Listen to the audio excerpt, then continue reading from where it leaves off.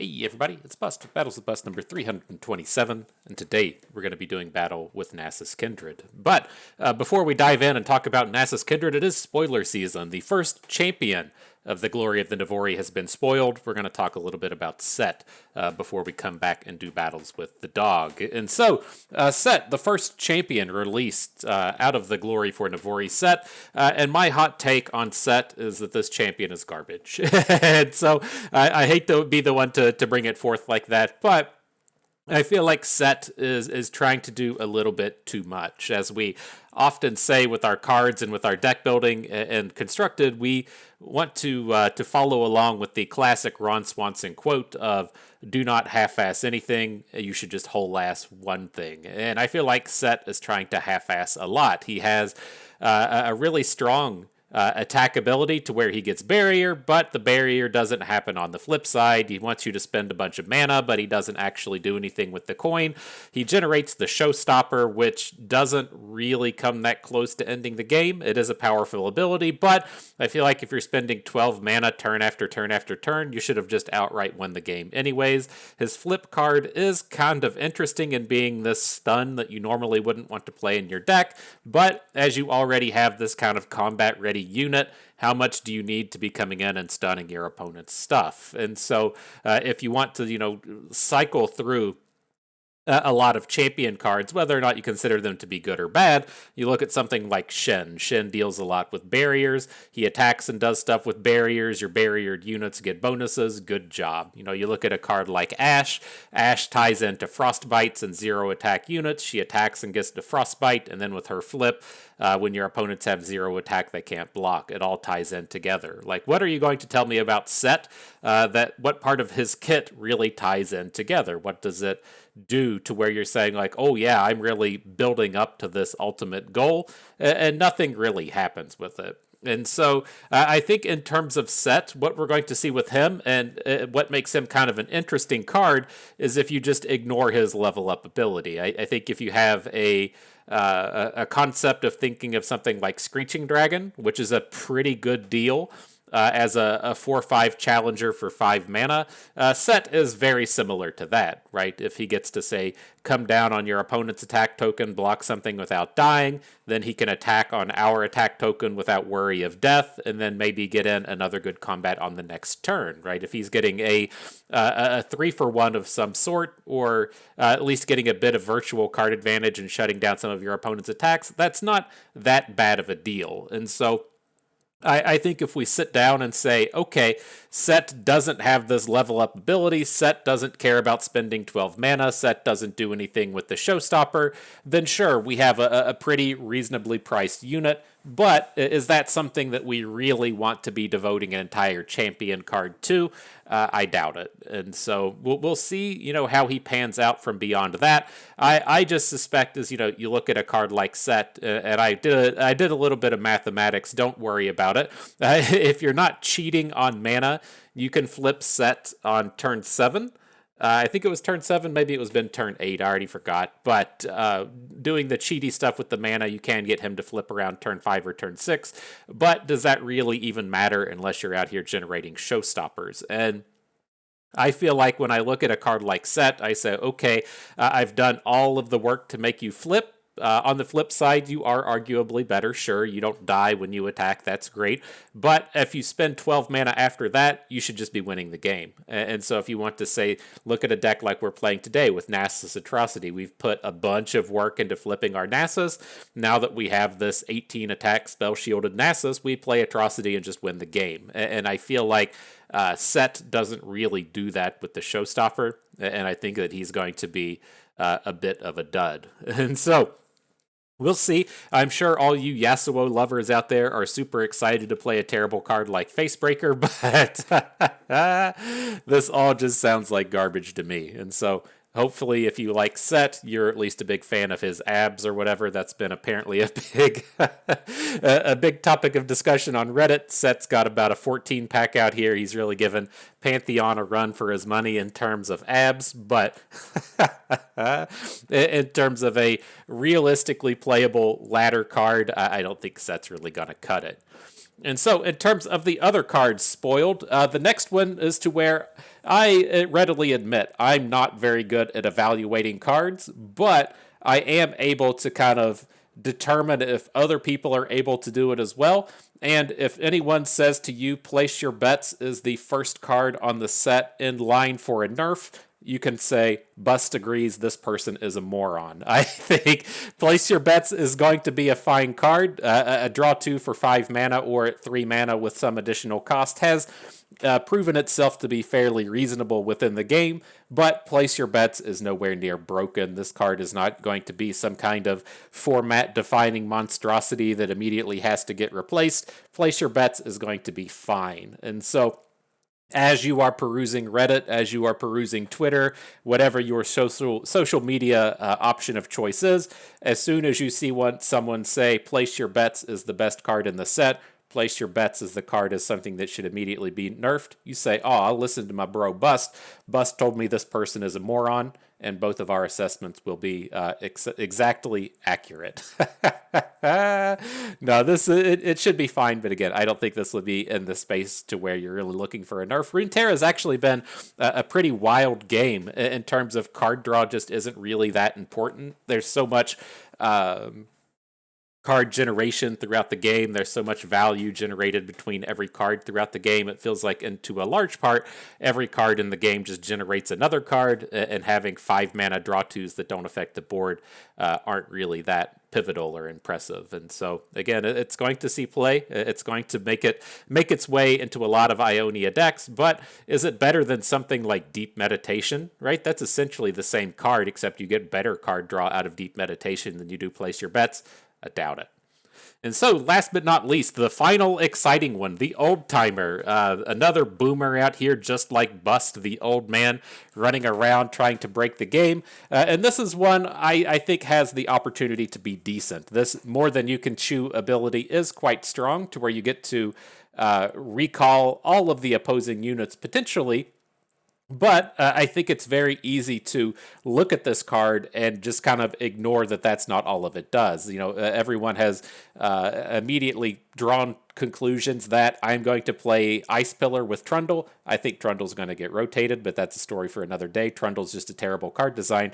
But the Old Timer with the Ice Pillar from Trundle, you play the Ice Pillar, it costs 8 mana, you get your 8 mana back, you replay the Old Timer, he bounces all the opposing team, and then you should be able to win the game from that point, right? That's all, powerful and reasonably strong stuff, but we do still have to accept that we're playing with a 6/6 double attack, which will likely end the game on its own. You get access to playing things like Ghost to give him Elusive, or something to give him Overwhelm. He probably can outright win the game at that point. And then, even as just a value play, in terms of recalling the strongest enemy as soon as you play, that's a very powerful ability all within its own. And so I don't think we're going to see too much in terms of going out of your way to play Ice Pillar to make the Old Timer work. I feel like the coin strategy should probably be enough if we really want to spend all that mana to just recall the opposing stuff, but he is a reasonable unit all on his own. A 6/6 double attacking for 8 that recalls probably 6 or 7 mana of opposing unit is a pretty reasonable and strong deal, and I do think the Old Timer has a bit of chance to see play. But to me, the downside with the play that we'll probably see with the Old Timer is we're going to say, okay, let's play this with concurrent timelines, or we're going to say, okay, let's play this with Might, or let's play this with Elusive. There is no fair deck on the planet that is going to be playing the Old Timer. It's going to be a bunch of degenerate stuff that just ends the game on turn 8. And so go ahead and get yourself ready for that. Get ready to have your opponent play Ghost on the Old Timer and then have Deny Protection to try and protect the OTK. There's a lot of really powerful things that can come out of this, and I do think that going for something like the Ice Pillar is probably just going to be a little bit too far. But as we do see these abilities, like with Sett wanting to see us spend 40 mana, things like the Old Timer caring about us spending 16 mana in the same turn, it does make us also need to kind of consider, as the new set comes up, some of the kind of mana regenerating abilities, if you will. So things like Attune, that generate spell mana when they come into play. Things like the the Nightfall landmark, whatever that is, that gives you 2 mana back after you play 2 spells in the same turn. Even things like the Ionia equipment card, the one that comes into play, it gets an equipment out of your deck into your hand, and then once you play an equipment in the turn, you get 2 mana back. All of these cards become a little bit more interesting as we have these things that really come in and care about mana. And so I'm not trying to elude that the equipment generating landmark is something that's really going to break the meta, but that's the kind of thing you need to be keeping in the back of your head as we see cards like the Old Timer that really care about seeing us spend mana and then having something that can go and, say, tutor up the equipment that gives your unit overwhelm. And so we have these kind of multiple synergies that start tying in together. So when you look at a card like Sett, you say, what are your synergies? You say, fuck if I know, bust. He does like a million things poorly. But if we start to look at things like that equipment summoning landmark tied in with the Old Timer, we do start to see some synergies that build onto each other, and they can potentially make their way into a deck in the future. And so, interesting stuff. Still excited to see. I can't wait to see how wrong I am about Sett. But if I'm taking the odds on this one, I say I'm about 80% right, 20% wrong on Sett just being pure garbage. And so we'll certainly take those odds on the old lottery ticket. And so, back to the action, back to the lands of Constructed. Today we're going to be playing Nasus Kindred. And so there's been a few different flavors of Nasus running around across the years. I've always been a little bit more in favor of the aggressive versions of the Nasus decks, but today we are going to be playing the more control decky version of this. And so the main kind of idea with this deck is we have a bunch of removal spells. Right, we have the Glimpse Beyond, the Hate Spikes, the Black Spears, the Crumbles. We're going to use those removals to stall out the game, and then eventually we're just going to play like a 15-15 Nasus and have him cruise through and crush the opponent. To help us get to that point, we do have a fair amount of board stall. The Wings and the Waves and the Fading Icon can come down and generate units, but those cards are going to be used more so to be fueling the rest of our deck. And so I don't want you to think of this deck as something like a Nora deck to where you're just throwing a bunch of units on the board for the sake of saving time. You really need to be getting slays out of these cards so that you can fuel your Nasus or fuel the Kindred-related deaths. And so what you really want to be keeping in mind, though, with this is Nasus is the real key to the day. We're going to get this Nasus down. He's going to attack for like 15 damage. Ideally, that will be enough to just win. If it's not, then we can kind of back up to the Atrocity, go for the slow speed Atrocity kill these days.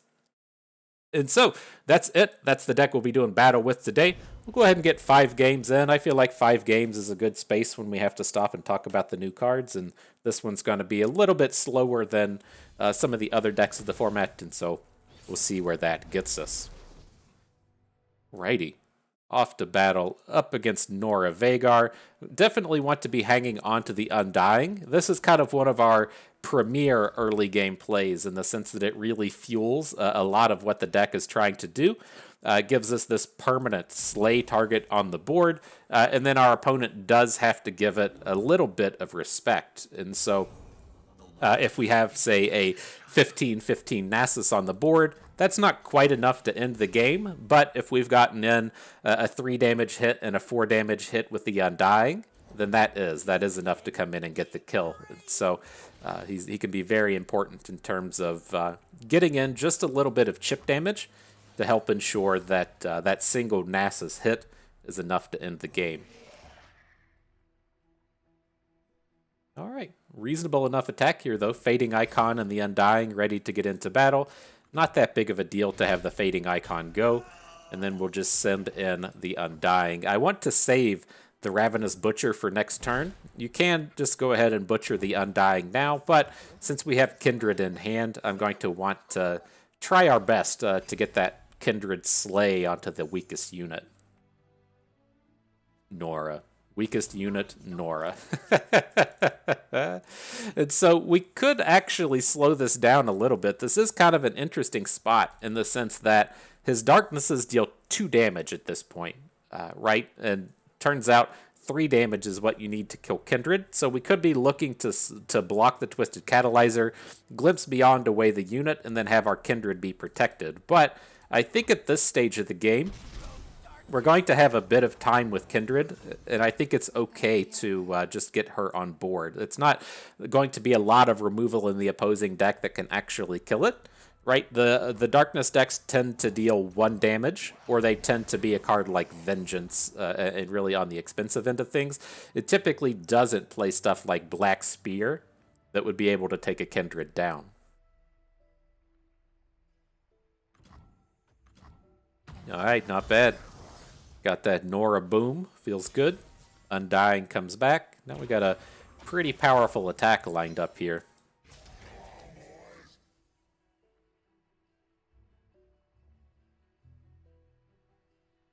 Doesn't feel good, does it? The SCO-007. James Bond fan over here. You know what movies are garbage? I'll tell you, the James Bond movies. I probably shouldn't say that. I haven't seen a James Bond movie in decades. I just never really got into the genre. But I can tell you a movie that is with 100% certainty pure garbage. I watched the second Jurassic World movie yesterday. That's the Chris Pratt version. We aren't talking about the Jurassic Parks from the 90s, the Spielberg specials. The first Jurassic World movie, it was fine. You know, it's okay. They got the franchise going. And then the second one, the one that I watched yesterday, was just absolutely fucking awful. It's tough for me to kind of get in this space to where I don't even really want to watch a movie. And it did it. It pulled it off. It was just a terrible fucking movie. Like, I couldn't pay any attention to it. I didn't care about the plot. You get a lot of Chris Pratt doing this. You say, hey, I'm gonna do my little clicky at the Raptor, and just... it's fucking terrible. And then it makes me feel bad in the sense that, like, I don't want to watch dinosaurs fight each other. Like, maybe that's a demographic that people really enjoy, but it just makes me feel like a bad person. It's like, you know, are you the kind of person that wants to go and watch a dog fight? Then I don't know. You'll probably like the Jurassic Park movie. There's a bunch of dinosaurs fighting each other, but it just strikes me as something that's... like, it just makes me sad. Like, I don't want to watch these poor dinosaurs come out here and chew on each other. And so, I don't know. I guess somebody likes it, but it was a bit of a bummer of a movie to me. But, all right, how are we going to move forward with this one? I left the Vhagar on the board, which makes these darknesses kind of scary. We're not going to be able to get like a lot of action out of our Kindred, but we did manage to just pick up the Rite of Negation. And so I was looking to get the Dark Enthrall on board. I was going to kill off the Dark Enthrall, put the giant Bloodletters down. Opponent disagreed with us doing that. Ooh, his Darkness is online now. Well, are we just going to be open attacking at this, or just attacking at this point? Because if we pass, he's most certainly going to just blow up blow up Kindred. I think we're stuck. That was a very nice aloof Travelers. I wonder if our opponent was thinking, he's like, ooh, I'm going to get a Nasus out of this. I guess that wouldn't be a terrible Nasus, but really counting on Kindred being alive. Alright, so we're potentially in trouble now. The next Darkness will flip the Vhagar. And that's a pretty not good space for us to be in. The thing we are not able to do is really stop these darknesses from going to the face. An opponent's able to say, I don't care about combat, you know, I'm just going to kill you with Vhagar here. And so I worry about this a little bit. He's going to need to generate a darkness and then throw it at our face. Ooh, thankfully, he doesn't have the mana with the Ixtali.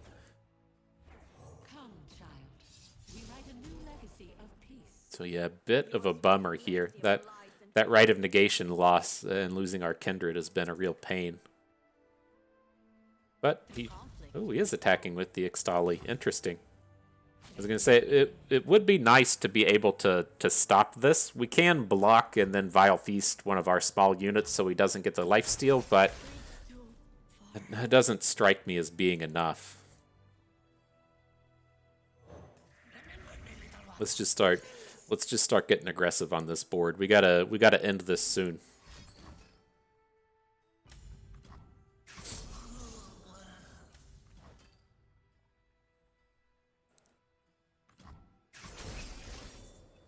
Unfortunately, not gonna be ending it with this open attack.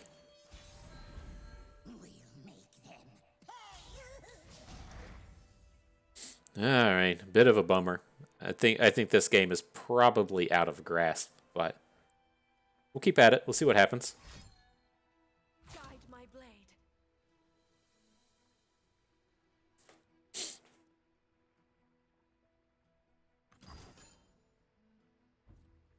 Sure.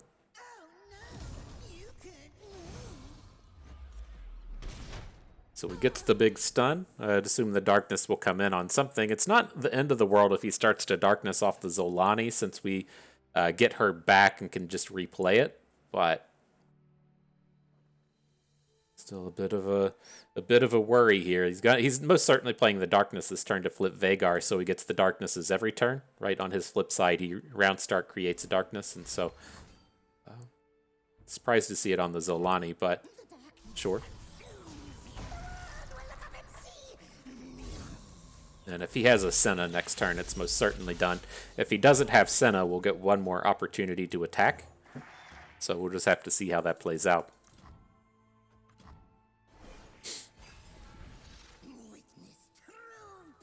There's the dog. Nice 15-15 dog ready for battle. Kind of a bummer. now that the Bloodletters is in hand, you can't play both.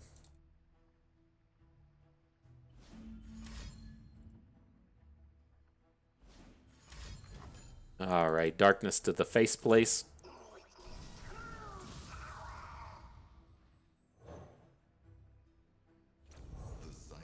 Not exactly dead yet.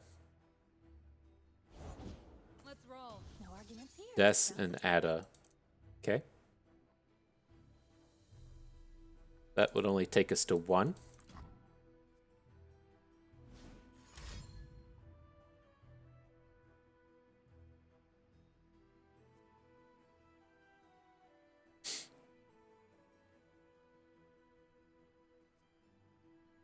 Says, uh-oh. I'm doing a little bit of finger math. 9 minus 8 does not get opponent to 0. probably just died a pokey stick next turn, but we're alive. We're on board.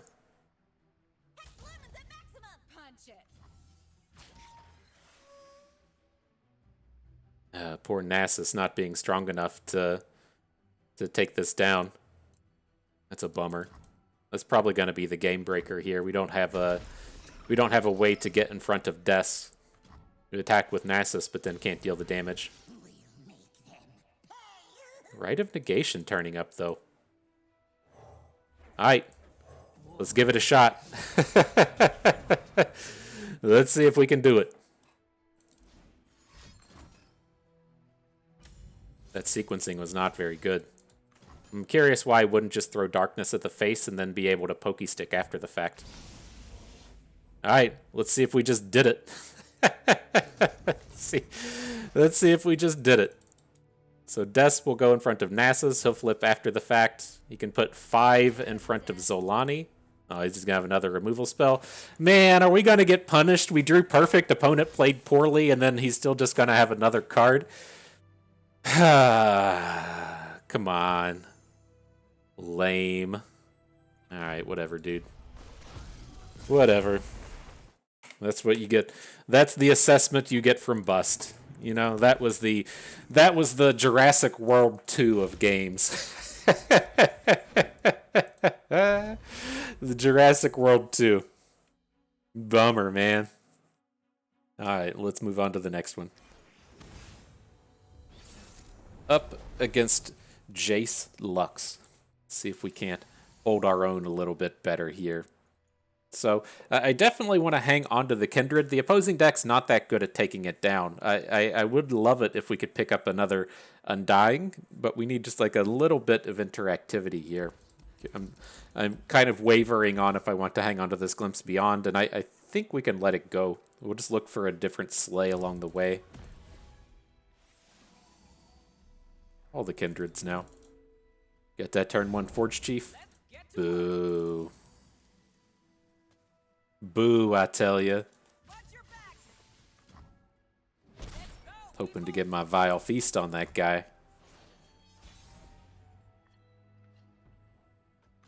Should say that gal, right? That's a... Look at the cannons on that. This girl needs to take Sett to the gym. You say, Sett, I see your thousands of abs. I'm gonna show you how to generate the biceps today. That's what you get from the Forge Chief.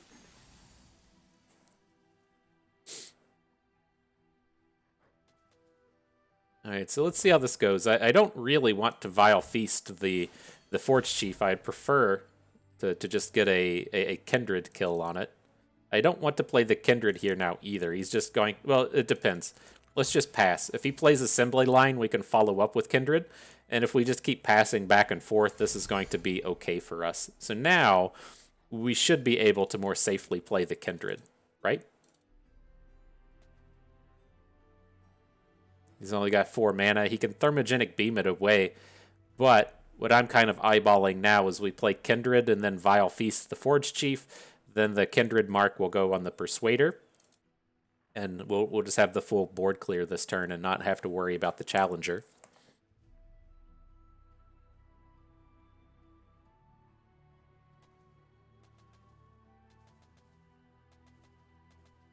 What you thinking, KT Fresh?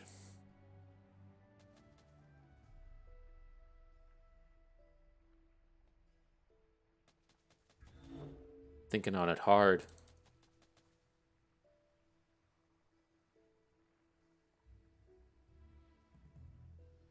Drop his phone in the toilet. Happens on occasion, man. Happens on occasion. You play the inspiration or whatever that card's called. You draw them all and say, "Oh man, that's so exciting!" so many wonderful additions to my hand now. I'm sure that's what they're going through.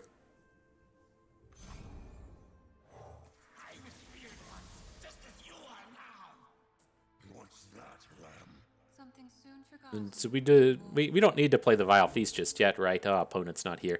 We can pretty safely attack. We do lose out on the Fading Icon that way, but we probably punch in a couple points of damage. I think that's okay.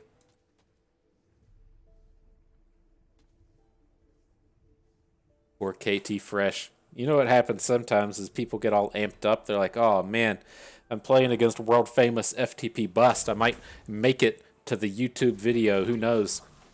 And so they get all hyped up. They know that they're ready for action. They gotta call their friends. They call their mom from the basement. They say, "Mom, I'm gonna be on the YouTube. Come down here and watch this." And then things go wrong. Things go south. doesn't play out exactly how they want. And then they get all bummed out, you know. All right, looks like he's back. He's ready now.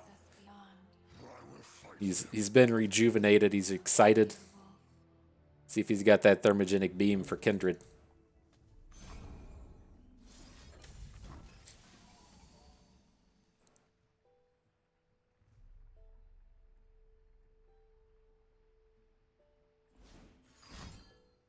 Sure.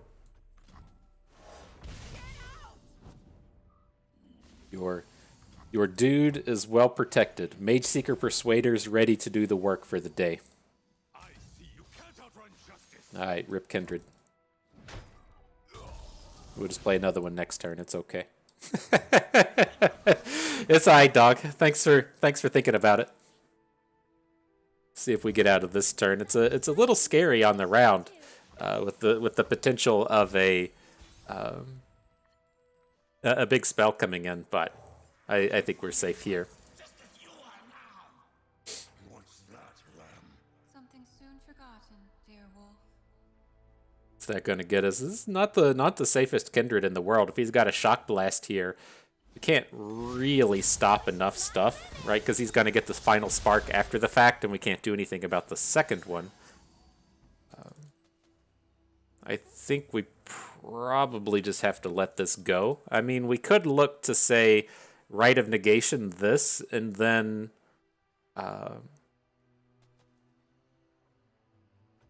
it just doesn't strike me as good enough. Like, just force him to Final Spark onto the Kindred, but yeah,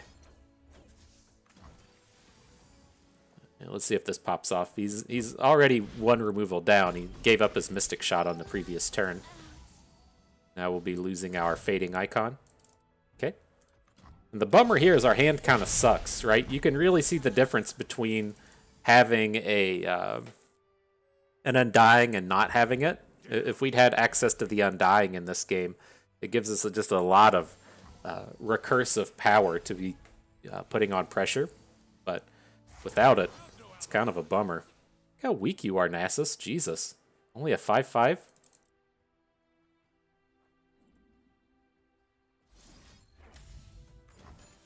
Well, we gotta put a stat on you somehow.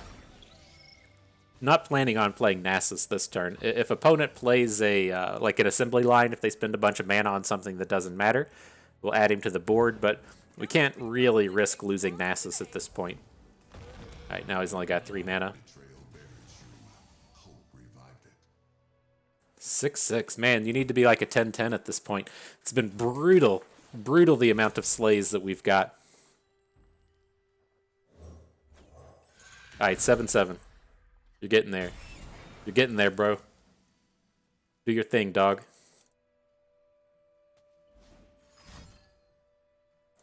Don't really approve of that. Is this safe enough? If he had the Mystic Shot, he would have already played it, right? I don't think he's going to have any fast speed removal here unless he just drew it. We could have blown up the mana gem to try and protect our Nasus, but... Oh, come on.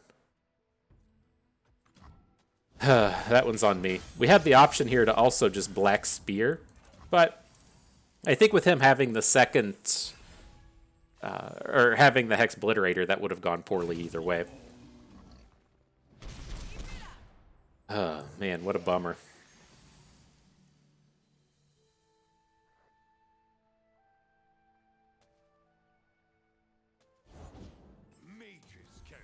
Oh, the Persuaders.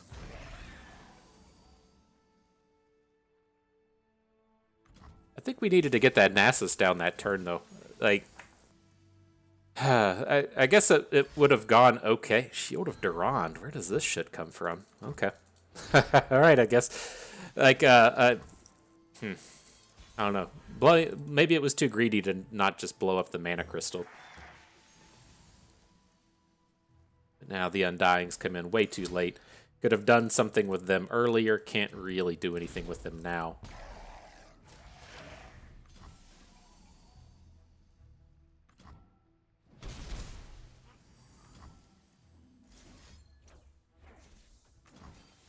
All right, today's best Atrocity, the one, the one that keeps you from dying. Nice. And Jace. All right. All right. Phew, poor Nasus, man. Sad day for him coming down being so small. I don't think our problem in that game was with the Nasus. I think we needed to find a way to protect the Kindred a little bit better. That was where we really needed to have the turns be popping off, and not getting Kindred going was a bit of a bummer. Alright though, up against Lurk, need to find a little bit more early game stuff here to do. Vile Feast and Hate Spike most certainly help. See what we can do. Who's ready to talk trash about the Lurk deck? I haven't seen any compelling evidence that my assessment of Lurk is wrong, and so if this is your first time here with the old FTP Bus channel, my assessment with Lurk is you go to the Reddit, you hear people complain. They say, oh, Riot doesn't advertise the game enough. They don't do enough effort to bring a new crowd into the game.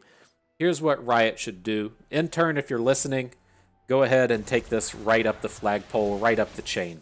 And so Riot needs to go to the gas station and make a Legends of Runeterra themed scratch off lottery ticket, because the overlap of people that think playing Lurk is fun and with the people that also want to buy scratch off lottery tickets, it's exactly the same. If you make a Venn diagram, on the left side of the circle you have people that like to play Lurk, on the right side of the circle you have people that play scratch off lottery tickets, and then the middle part of the Venn diagram is where you have the overlap of the two. It's actually just a circle. And so if Riot really wants to get out there, if they really want to advertise the game, that's the way to do it. That's the way to bring the crowd in. There we go. That's what you like to see. People just naturally hitting. You say, I don't need to predict, bro. I just got the cards on top all the time. Very fun. I love this mechanic. Many funs we're having right now.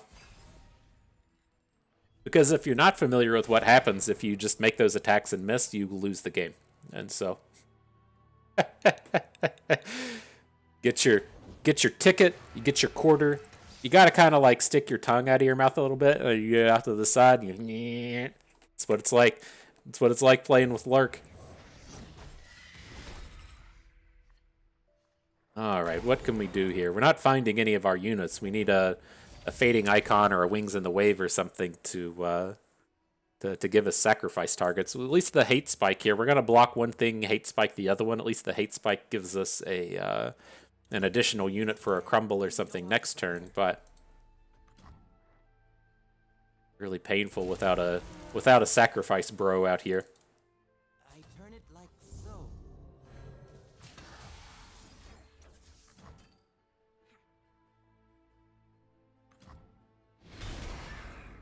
Alright, dude has been removed.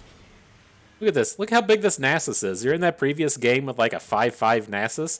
Look how massive he is. He's already up to an 8-8. Phew. Man.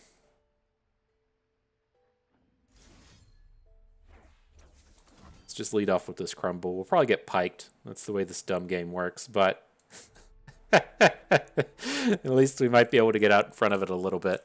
I don't want to play the wings in the wave and lose our husk to the summon.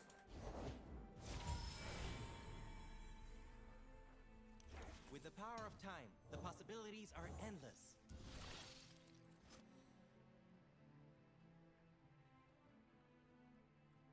All right, not a bad spot.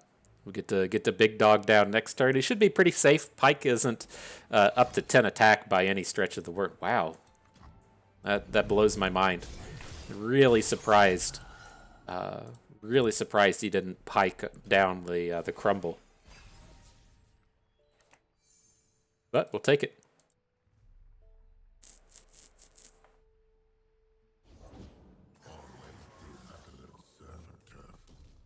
All right, 10-10 on the board. I'm ready. Block. What are we doing this turn? We're blocking. All right, that's fine.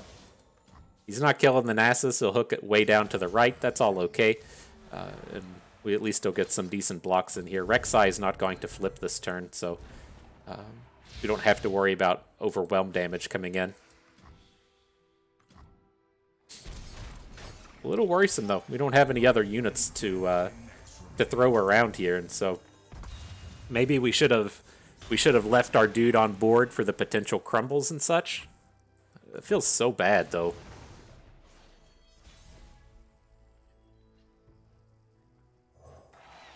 Alright, the Undying turns up. I think I'm honestly happy to just pass here. We'll see what happens, right? It feels good to just get rid of Pike if we can with like a crumble or something, but I think if... like, losing Nasus is just way too bad. So... we have all these kind of situational removals. If we get into the next turn, we may have the opportunity to activate one of them. That he puts a spell down and pulls it back. There's only a handful of cards that could be within Lurk. This would be a Bone Skewer. Is the probable card.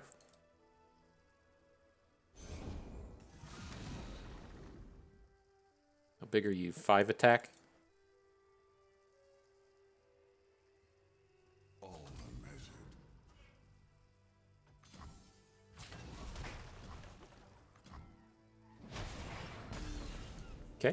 That went well. Now, rando big dude. I mean, do we even really care about the pike at this point? Like, him flipping is scary, but the problem is going to start being his overwhelm units, right? And having the potential to take down the Doombreaker is appealing. I'm curious now.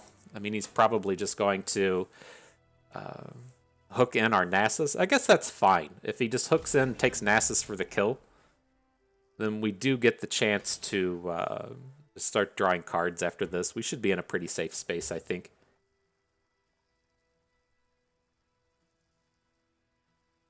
You're just like so close to the lethal with the Atrocity.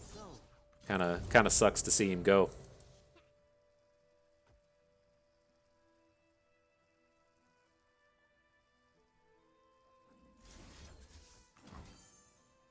Alright, let's see what happens. At least take a less point of damage if the Glimpse Beyond pops off. Nasus gets the bonus health from the Slay.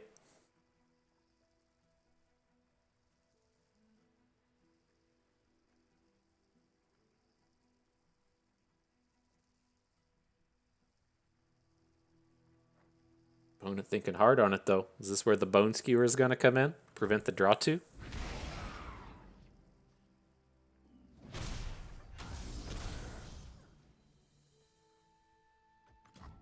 Alright, let's see what he does.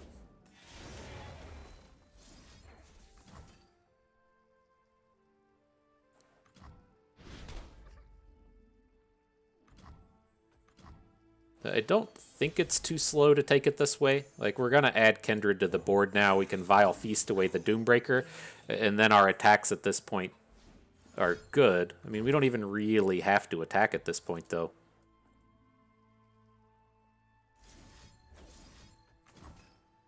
Just going to go Mana Gem on this one. We don't need the Slays anymore. But right, our attacks here are just good. We clear out his board, that's great. If he doesn't, we can Vile Feast after the fact and have his board dead. So it sounds like a win to me.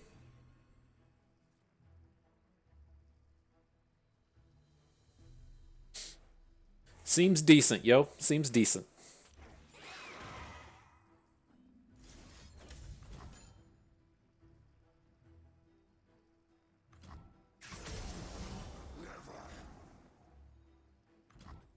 I think we did it, fam. I think we might have won a game. I don't want to call my shot too early, but... Excuse me, feels like we've done it.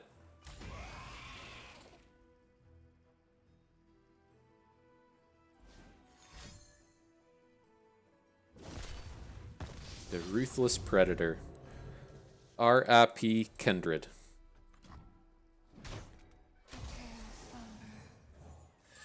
Alright. What we got here? Got some... Got a bit of flavor. We'll have 4 damage coming back. That's 8, only 9 with the Spiderling. So we'll need to play Zolani on this turn. They will never die because I will never let them. But that should probably be enough to end it. I am freed. 16 into 11, it sure was. GG. Well played. Enjoy your scratch-off lottery tickets. May your scratchers be winners.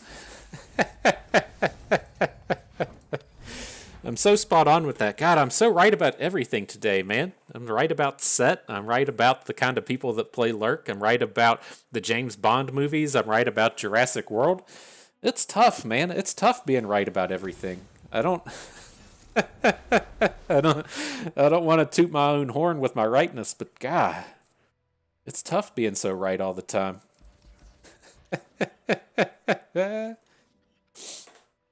All right, let's see what we can do here. We got another scratch off ticket lover.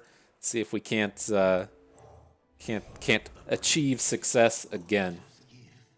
Get our low blockers on board. Not the greatest of starts for us, but opponent didn't have a unit, so that's always a perk. And he hits. What a sack of luck. Well, that was fun. That was a fun piece of the game right there. Oh my gosh. Oh my gosh, that's the way he's going about it? Oh, that's insane to me. God, this deck is so stupid. And so if you didn't quite catch on what happened, opponent decided it's not important enough to have the guaranteed lurk. I'm just going to raw dog it and hit because that's what my stupid fucking deck is capable of doing. And oh my god, I hate this so much. This game is 100% over if they miss on that attack. If they play the Snapjaw Swarm and miss, 100% over. God, that's so frustrating.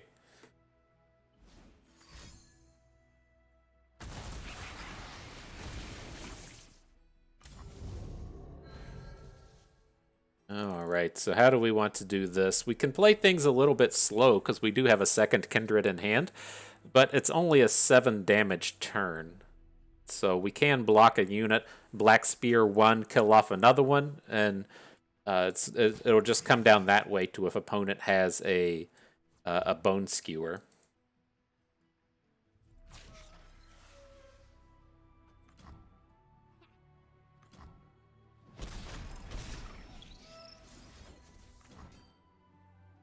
Alright, let's see if it comes in. It doesn't. At least not yet. Alright, well, that's pretty decent for our team.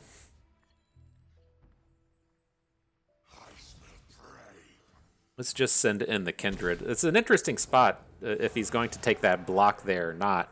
He doesn't take it. Well, if he didn't have the Bone Skewer last turn, I'm just going to assume he doesn't have it this turn.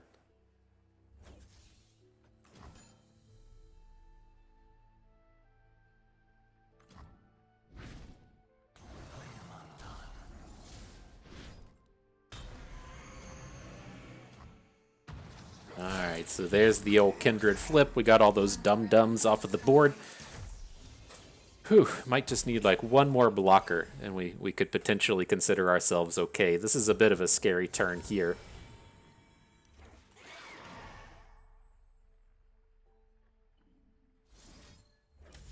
Let's play on the greedy end of things. I'm just going to Vile Feast the Xerxes Collar, so we have a blocker. Now he's going to play an additional unit, and we can look to spread out the Kindred stuff this way. Turns out this unit's enough to just get Vile Feasted. I just didn't want to go through this turn and not have a way to get the Kindred mark on board.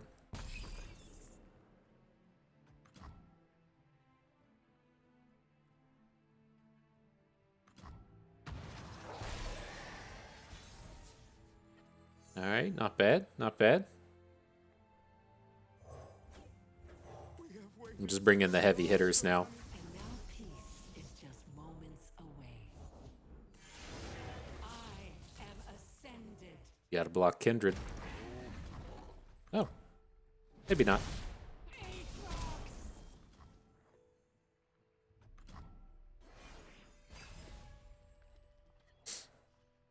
There it is. There's the kill. Oop. Right to the nugget. GG. All right. God, I hate that match so much. It's just you can see how much it means, right? The matchup.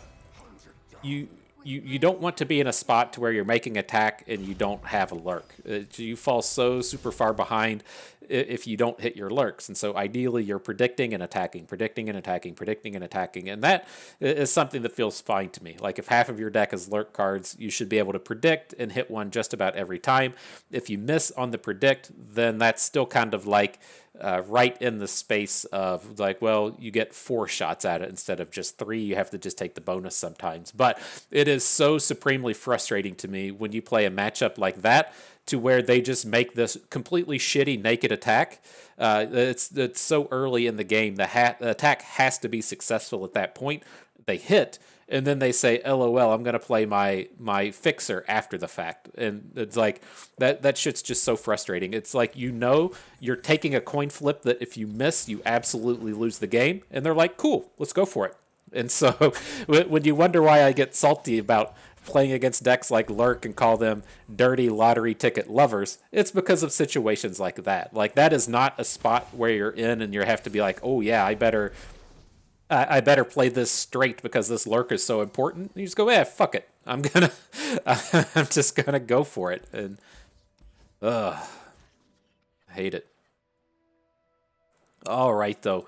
Back against OKT Fresh. They've played the game, wiped up, sat at their desk at work and said, ugh, I don't want to do any work today. I'm going back. I'm going back to the bathroom, queuing into Bust, seeing what we can do. Maybe I can squeeze off another turd and squeeze off another win all at the same time.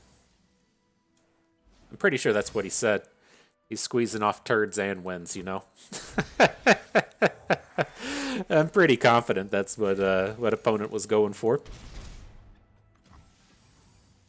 All right, let's see what we can do here, though. We can add the Kindred, but he can pretty easily dodge everything that we have to present, and so this isn't a spectacular one by any means.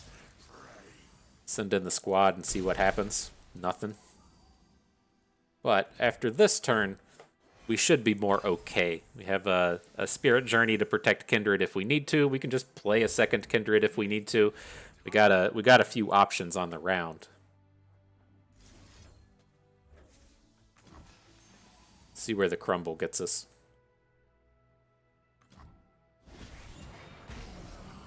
I'm curious with this spot if we shouldn't have just gone ahead and Vile Feasted, so that we get that we get that chance to make sure we have another blocker on the board.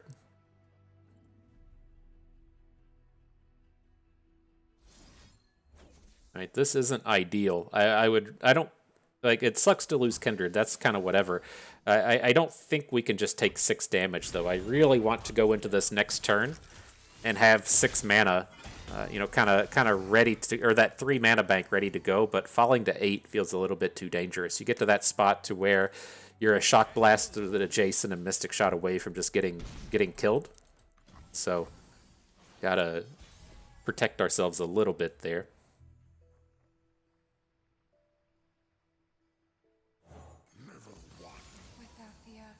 All right, let's try this again. Hex Obliterator coming in. Oh, Lux.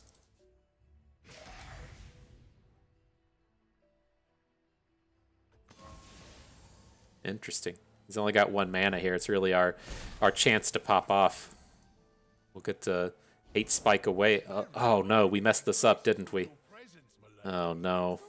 We should have taken advantage of this while we had the chance. We could have hate spiked away the Undying, killed the Forge Worker and put the target onto Lux. That might be enough to just lose the game for us. That was a definite mistake.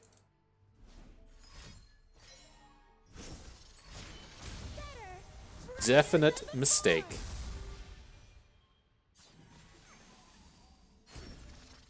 I really don't want to have to glimpse beyond, or I don't want to have to Rite of Negation this final spark. Just he shouldn't have been able to get this Lux on board. That was a real bummer.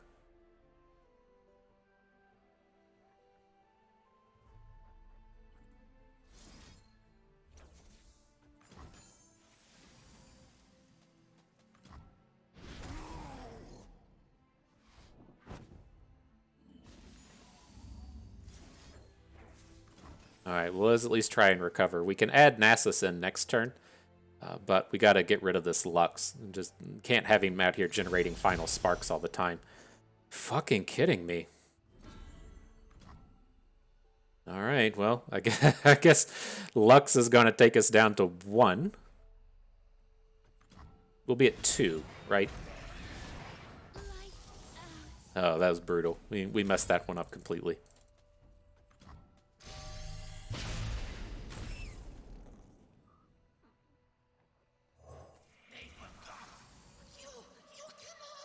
Just add the dude. You can't send the final sparks directly to face with the unit on board. And so if we're at 3 instead of 2, we have a little bit more protection from the burn kills. Can we go for the dog? He presents the lethal. Just so easy to die to Shock Blast here, but I don't think we can go for it. It's the space that he can kill our Undyings with removal spells, and so if you can kind of say to yourself, well, he's probably not going to have the removal capable of killing Nasus, so we can kind of go for it with him. We're just not able to to risk all of this burn. Now that he only has 3 mana, we can play some more cards, but oof. Still, that Lux play was the definite game breaker here.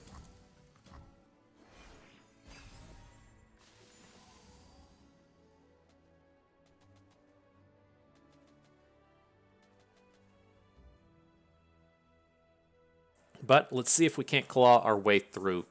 Got 12 mana. We have the Rite of Negation in hand. We can get the dog on board.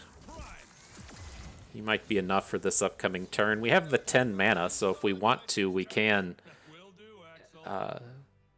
add the dog and still Rite of Negation. Interesting use of tech.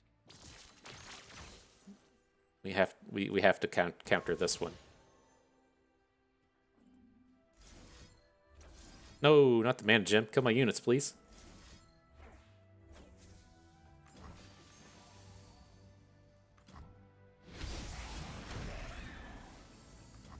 Alright, he's only got 2 cards in hand. The open attack, not enough to end it, though.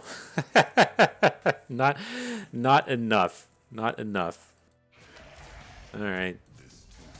Well, let's send in the dog. I can't imagine we win this one. Like, you can imagine if we were at 8, how much smoother this game would be going. But when we're at 3, we just die to literally everything. We have to get this Jace off of the board because he flips into Shock Blast, which will kill us. Like, we just got to get this nonsense out of here. Does this even work? Thought it transmogulated twice, so it would switch once and then switch back.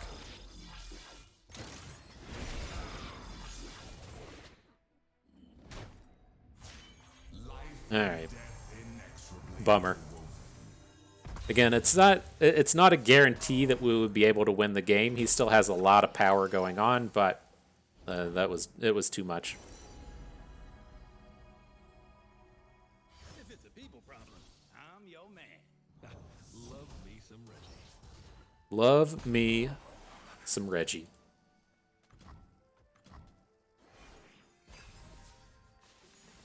What you got for us, deck? A Spirit Leech? Not quite it. Are we going to get more opportunities? More chances for a W? My cheeks aren't clenched, you know. This is a this is a game that I don't feel like we deserve, and so Rite of Negation, maybe. Without means, and means are nothing without the mind. And the Shock Blast. Well, he's only got 3 mana at this point, though. Work or wither. Your spirit is hollow.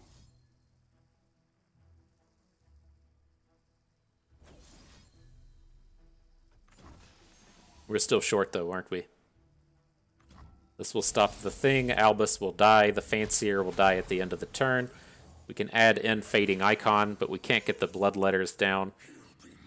So if he's going, we attack. He's going to block Kindred and block Nasus. Oh, we're 1 short? What a bummer, dude. They will. Fading Icon, you're not the thing we need.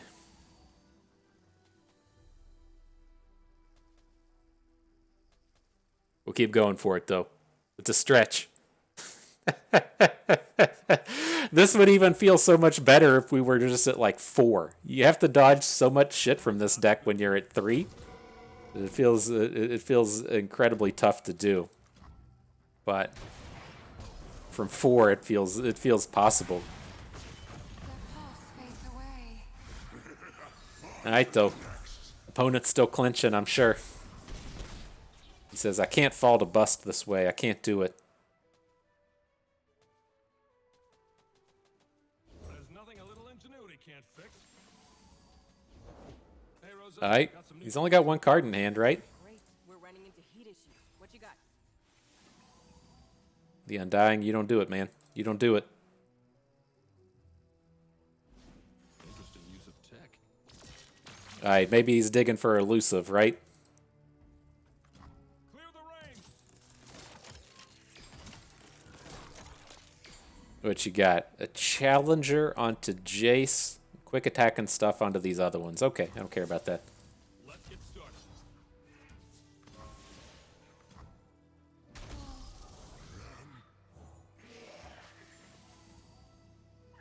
Oh, we did it.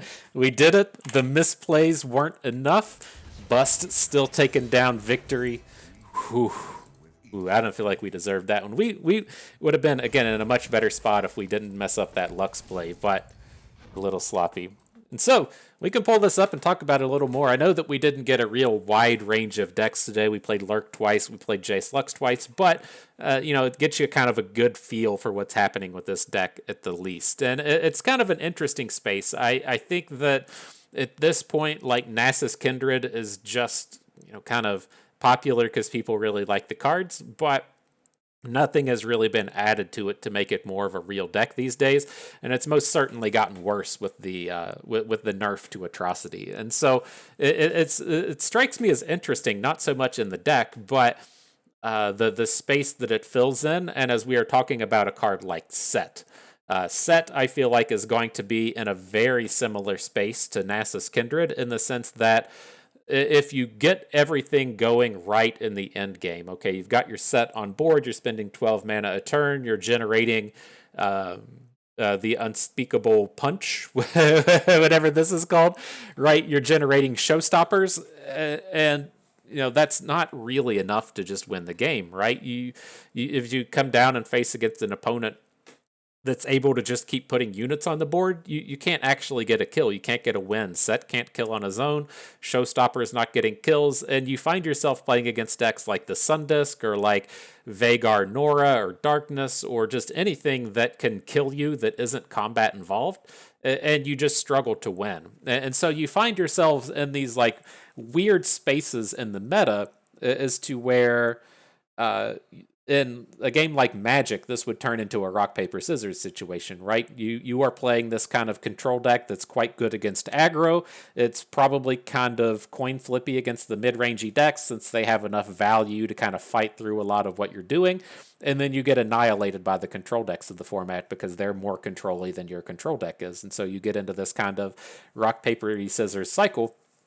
But since the metas in Runeterra are always so wide open, I feel like decks like Nasus Kindred get a chance to be okay when they never should. I think that it really, really surprises me with Runeterra as to where, really popular decks are like 9% of the meta. And if something is completely overwhelming the meta, it's at like 15 or 20%, as to where it should probably be much closer to 33%. And so I think, love it or hate it, that aspect of the game is still here.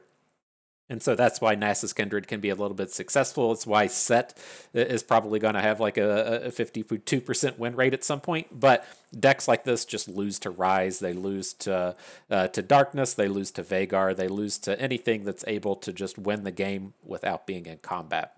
So I think Sett will kind of be very interesting in the terms of it's just going to be a kind of a very Nasus-esque deck, but Ionia doesn't have any good removal spells. And so we'll see how that plays out. But nonetheless, in terms of the Nasus Kindred, I'm curious how much of this theme gets to stick around. And so the other kind of interesting point to me in terms of the rotation and the terms of Runeterra, if we're going to come back and compare it to Magic again, is the sense that Magic is built on mechanics, and those mechanics can spread across a lot of the game. And so you do see some mechanic spread in Runeterra with, say, like Elusive and Overwhelm and stuff, but when it comes to the champions and their kits, the things tend to be like really centered on the champion. And so if we're looking at Nasus and Kindred, it's the Slayer's theme, and the Slayer's theme hasn't really been supported in the past few sets and the past few releases. If you look at Sett, he's all tied into the coin, and if we're not playing with the coin, do these cards really work? And so I'm kind of curious, again, to see how this rotation will happen. If Riot is going to be cycling out champions in their kits, or if they're going to do it in kind of a set-based space where you see in Magic. To me, it makes sense with Magic, because that's getting rid of the mechanics that aren't going to be supported anymore for a while, but in Runeterra, I feel like they have to be rotating out champions, because all of the cards are so tied into the champion. It doesn't make sense to me for Riot to be like, okay, we're taking Foundations out, or we're taking the Rising Tides out, even if those were sets that encompass the entirety of the factions. I don't think it works or makes sense. And so, interested to see. I'm curious if Kindred and Nasus survive the cut, if they survive the rotation, or if they get to stick around and some other Shadow Islesy theme gets removed. I guess I could see them staying in that the Slayer's theme is more kind of evergreen, right? You can always be killing units. Sacrificing off your own units is a very Shadow Islesy kind of theme, so it kind of makes sense for them to stick around a little bit and maybe pull out a more, kind of polarized or champion-focused thing. So say, very easy to rotate out Gwen and all of the Hallowed cards, since they don't really tie in with anything else, as to where Nasus is a bit more spread out across the game. Nonetheless, we're getting a little rambly here, though, so that is going to do it for us today. And so I hope everyone enjoyed the video. Hope you maybe learned a thing or two along the way, and you had a good time watching. So this is Bust, and we thank you for being here.